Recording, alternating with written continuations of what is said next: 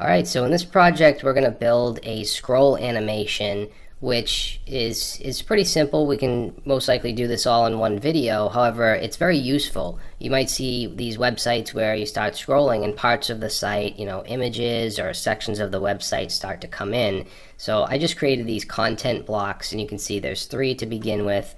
But if I go and I start to scroll down, the next one comes in from the left. Go down some more, next one comes in from the right, and it's going to alternate where it comes in from.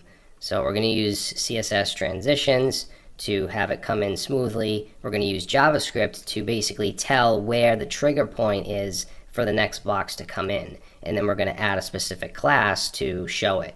And then if I go back up, it'll remove the class when it hits the trigger point, and it'll all, slide back out.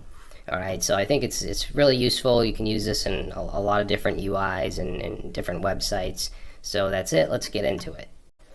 Okay, so this is a very useful but simple project, so we can probably get this done in one video. So let's jump into our project starter here, and for the title, I'm going to just call this scroll animation.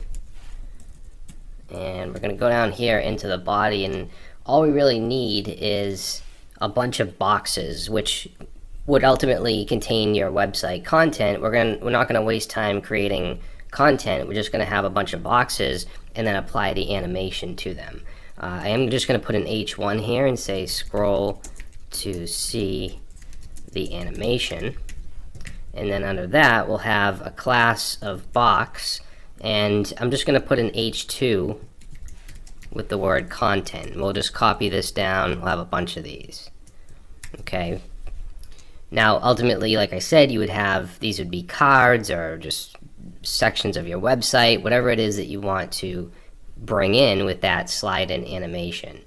So let's go into our style sheet here, and I'm going to add a background color. And let's make that hexadecimal EFEDD6. So kind of a tannish background. And then let's see, display flex, justify direction. Okay, so that's good. I'm going to get rid of the height and the overflow hidden, because we do want a scroll bar, obviously. This is a scrolling animation. And then for the H1, I'm going to just set margin to 10 pixels, and then let's create the style for the boxes. So I'm going to use a background color of steel blue. Let's make the text color white.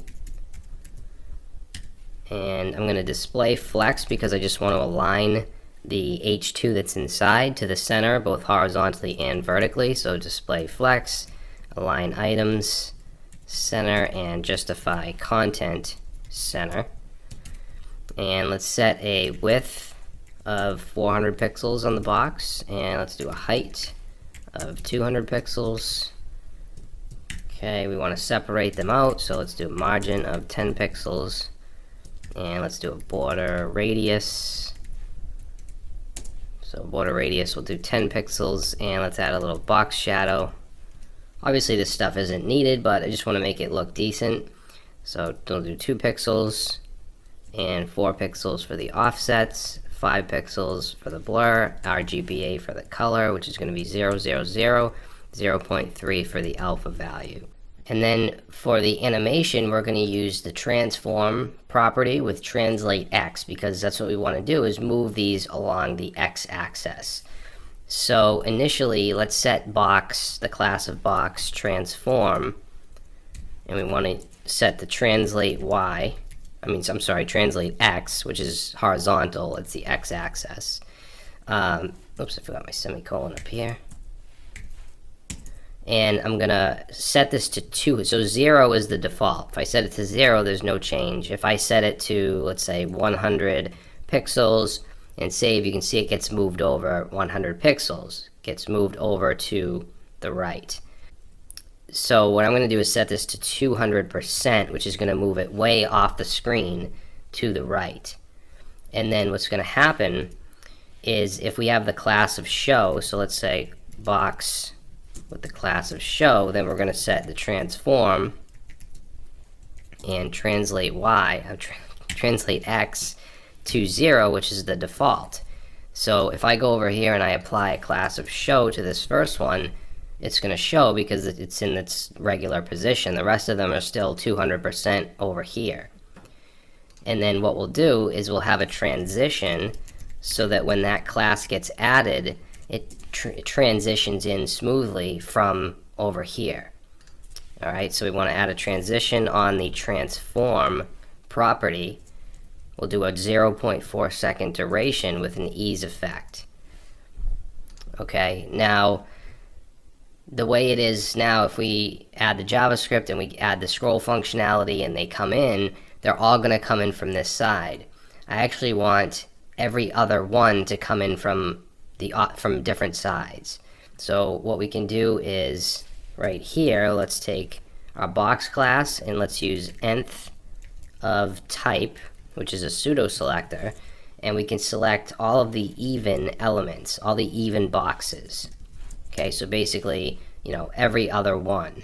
And what we'll do is instead of setting the initial transform translate x to 200%, we're going to set it to negative 200%, which is going to put them over here. So all the even ones are now over here, all the odd ones are on this side. Okay, and then when we have them come in, when we dynamically add the class of show, they're going to come in from different sides.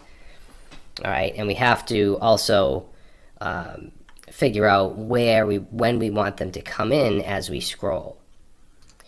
So that should do it for the CSS. Actually, I just want to make the H2 a little bigger. So let's say box H2.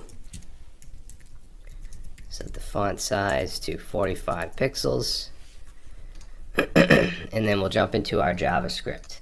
And first thing we want to do is bring in our boxes. So let's say const boxes and document.query. We want query selector all because there's more than one. So this will put it into an array or a node list.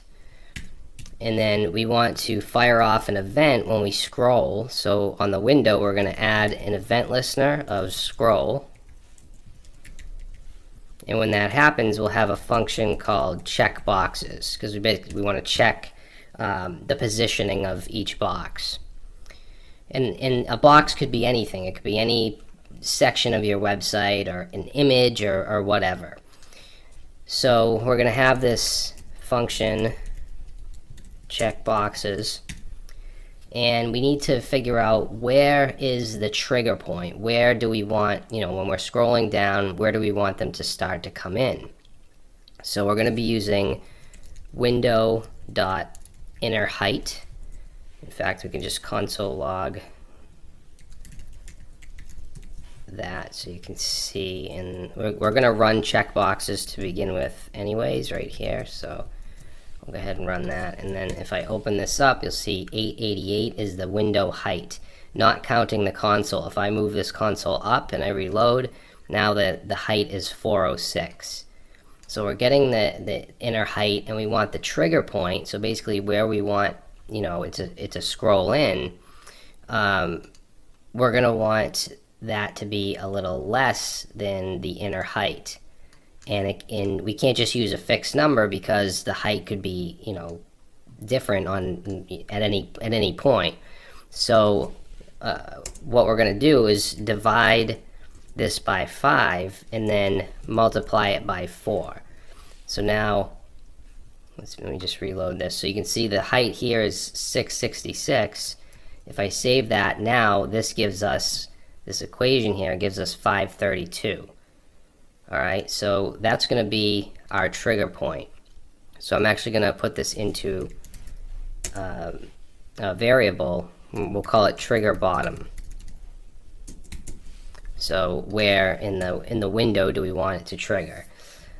So we have that. Now let's go ahead and take our boxes, which we brought in, which is a node list that we can loop through.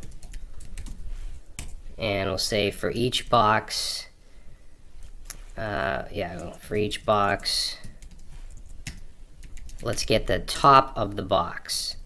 And when I say box, I mean the elements here. So const box top, I'm going to set this to the whatever box we're dealing with, because remember we're looping through them, and there's this method called get bounding client rect. So I actually have this. I want to show you this real quick, just so you understand what this does. So this method returns what's called the DOM rect object. And DOM rect, it's just basically a rectangle, describes the size and position of a rectangle. So it returns that, providing information about the size of an element and its position relative to the viewport. So where in the viewport is it? And there's a bunch of properties that we can use on this. If we go down here, we have the X, Y, width, height, where it is, where the top of it is, where the right, where the bottom, where the left of it is. So we want to see where the top of that particular box is. So we're going to add here dot top. Okay, so that will give us the top value. And then all we need to do after that is see if the top of the box is less than the trigger bottom. If it is, we want to add the class of show. If it's not, if it's more, then we want to remove the class of show. So let's say if the box top is less than the trigger bottom, then let's take that box and let's add a class. So classlist.add of show. Else, then we want to remove it. So box.classlist.remove show. Okay, so now I'm going to go and just remove this show that we added manually. Now notice that it's only showing the first three because those are in range. Now when we start to scroll, it's going to fire off an event, and the reason we see these come in initially is because of this right here. If we don't have that, we're not going to see them because this hasn't fired off yet. If I scroll, it does. I mean, if you want that functionality where it doesn't show it until you scroll, that's fine, but usually you would show everything above the fold. So we run that initially first, then we start to scroll, and as soon as this is true, as soon as the top of the next box is less than the trigger bottom point, which is a little less than the entire height of the viewport, it's going to come in because it adds that class of show. And what that class of show does is sets it to its normal position. Now if it's even, it starts over here, so it comes in from that way. If it's not even, it starts over here and comes in from that way. So every other one comes in from a different direction. And as we scroll up, it's still going to fire off this event, and it's still going to check this. So if this is not true, it'll remove the class. So as we scroll up, you'll see that they'll start to go out. Now, one thing I just noticed is I do have a horizontal scroll bar here, and I don't want that. So in my CSS, I'll just add on to the body here, and I'll say overflow X, because this is the X-axis scroll bar. We're going to set that to hidden, so that will get rid of that horizontal scroll bar. All right, so pretty easy, and I mean, a lot of people use jQuery for something like this, or a library like Animate on Scroll. Animate on Scroll is actually a really cool library, and if you want to do some funky stuff, then you can use that. But I mean, if it's just something simple and you're just bringing in elements when you scroll down, this is very lightweight, no extra libraries or anything, and it's really easy to do. So hopefully you guys found this useful, and I'll see you in the next project. Please subscribe and hit the notification bell so that you will be notified with my latest videos and updates.